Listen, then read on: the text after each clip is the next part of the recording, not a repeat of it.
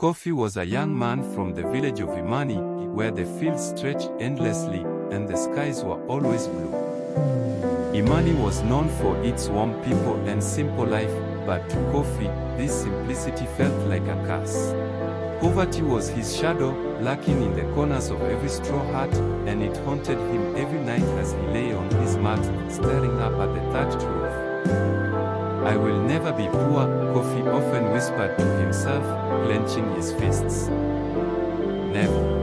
As a boy, Kofi had tasted the bitter fruit of hunger. He watched as his parents struggled to put food on the table, their hands rough from working the unforgiving soil. Poverty, to him, was a demon he swore to defeat no matter the cost. Kofi's ambition was unmatched. While other boys played under the baobab trees, he spent hours plotting his escape from poverty. His mind was sharp, and he quickly learned the ways of the world. First, he tried honest work. He helped the village traders, carrying heavy sacks of yams and corn to the market. He made small money, but it was never enough to quench his thirst for riches. Kofi knew deep inside that the path of honesty was slow, too slow for his burning desire. One evening, while he was walking home from the market, he met an old man named Nana Kwame. The man was wealthy beyond measure, with fine clothes and a carriage drawn by 4 horses, the likes of which Kofi had never seen. But there was something dark behind the old man's eyes, something that sent a shiver down Kofi's spine. Nana Kwame looked at Kofi with interest. "Boy, do you want to be rich?" Kofi, with no hesitation, nodded. "More than anything in this world." The old man smiled, but there was no warmth in his eyes. "Wealth does not come without a price. Are you willing to pay it?" Kofi's heart raced. "I'll pay anything," he said, his voice firm. And so, the deal was struck. The road to riches. At first, Kofi's wealth came slowly but steadily. He opened a small business selling goods at the market, and with the old man's guidance, he expanded. His profits doubled, then tripled. But Nana Kwame was not satisfied. "If you want real wealth, Kofi, you must be ruthless. The world does not reward the weak-hearted." Kofi understood. He began cutting corners, cheating his customers with fake goods. Soon, his name was whispered throughout the land, not for his honesty but for his cunning. But Kofi did not care. His pockets were full, and the people of Imani looked at him with envy. Years passed, and Kofi's wealth grew beyond imagination. He bought lands, cattle, and mansions in distant cities. He no longer walked, he was carried in a golden palanquin, his robe sparkling with gold. The poor called him the richest man in the world. His enemies called him wealth itself. Even his great-grandchildren, he boasted, would never know hunger. "I am untouchable," Kofi would say, standing before a crowd. "Poverty can never reach me." But wealth had changed Kofi. He had become cold and heartless. His hunger for more never ceased. He stepped on anyone who stood in his way, whether they were friends, family, or strangers. Some even died because of his schemes, but Kofi shrugged it off. "The weak fall so that the strong may rise," he would say. One day, Kofi's fortune reached its peak.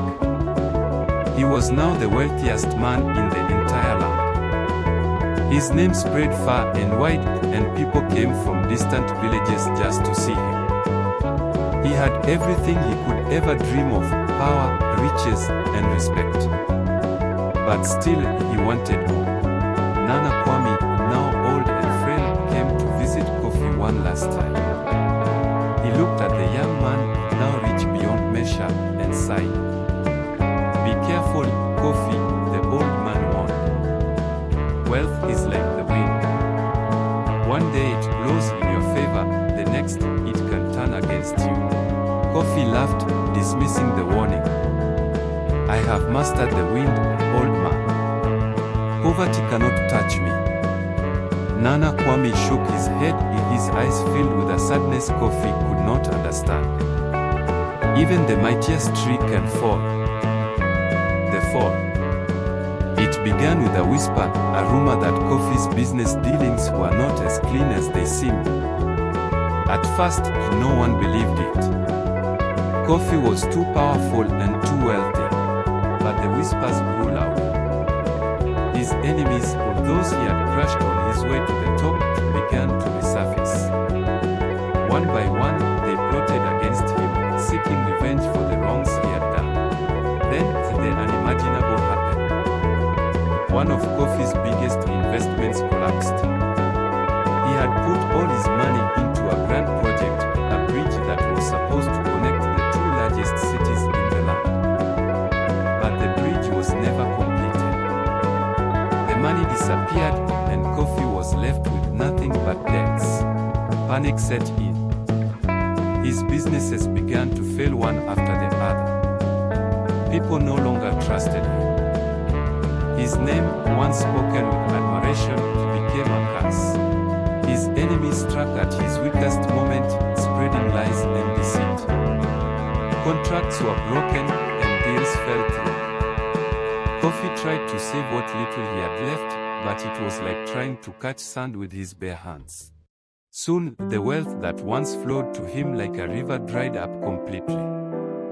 He sold his lands, his cattle, and his mansions, but it was not enough. His riches had vanished as if carried away by the wind. One cold night, Kofi sat in the empty halls of his mansion, now stripped of all its glory. He heard a knock on the door. When he opened it, he found no one there, only the cold wind blowing through the night. But Kofi knew. Poverty had come knocking. From that night on, everything changed. Kofi lost everything. His servants left him, his friends abandoned him, and the people who once praised him now mocked him. He was no longer wealthy, he was worse than poor. Days turned into weeks, and Kofi found himself wandering the streets, begging for food. His fine clothes were now rags, his once proud head bowed in shame. The very demon he had feared all his life had come for him, and there was no escape. One evening, as Kofi sat by the side of the road, a familiar figure approached. It was Nana Kwame, though now he looked older than ever. The old man looked down at Kofi with pity in his eyes. I warned you, Kofi. Wealth is fleeting, but you did not listen. Kofi, his voice broken and weak, whispered, I thought I could outrun poverty. Nana Kwame shook his head. Poverty is not something you outrun. It is something you must face with humility and wisdom. You were consumed by your fear of it, and that fear became your undoing. Tears filled Kofi's eyes as he realized the truth in the old man's words. He had spent his life chasing wealth, believing it would protect him from poverty, but in the end, it was his greed that had destroyed him. And so, Kofi, the man who once boasted that even his great-grandchildren would never know poverty, became a cautionary tale. The villagers of Imani told his story for generations, reminding themselves that true wealth is not found in gold or silver but in